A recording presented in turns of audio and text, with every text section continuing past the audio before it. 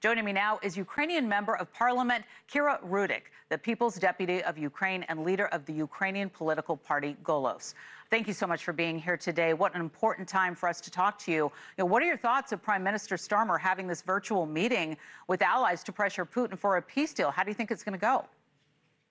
Hello, Laura, and thank you so much for having me. Well, of course, we appreciate all the efforts of our allies to bring peace closer. I want to state once again that Ukraine's nation is the nation that wants peace the most.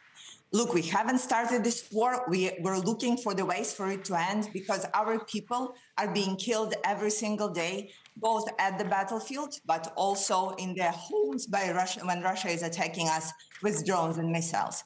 However, as of right now, we haven't seen any single fact, Laura, that would confirm statements for President Trump that Putin wants peace or can get into the deal for the peace. The attacks at the battlefield continue, and attacks on our peaceful cities continue as well.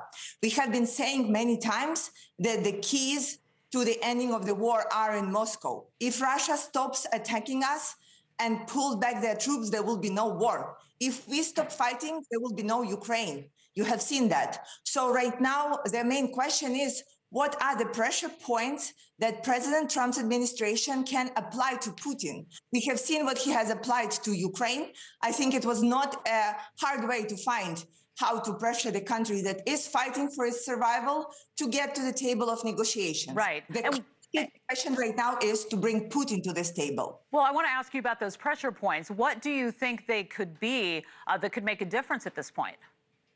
Well, the pressure points on Ukraine were to pull the U.S. support for the military and the U.S. intelligence. That was, of course, painful for our military who are fighting every single day.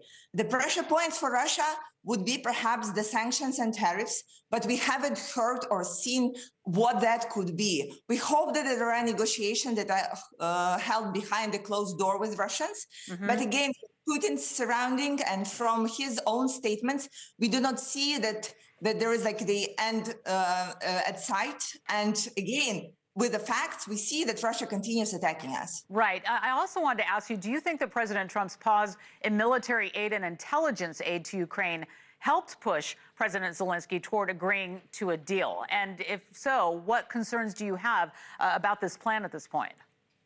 Well, of course, it was painful for us. And it was a matter of saying that Ukraine should do what President Trump's administration wants us to, and that this is the way that they see moving forward. I'm glad that the situation was resolved because our main concern is that our soldiers have the weapons and means in their hand to defend themselves. However, again, it was unusual to start with the side that is actually ready for negotiation. I think, again, it will be much harder for President Trump and his administration to bring Putin to the table. And then the most complicated thing would be to make him actually keep his part of the bargain, because we have been in these ceasefires since 2014. And you know, Laura, it never worked. And there was no way to put Putin into like saying, well, like, why are you not doing what you have promised to? Okay, well, I'm glad that you're here today. I want to check back in with you as we move through this process.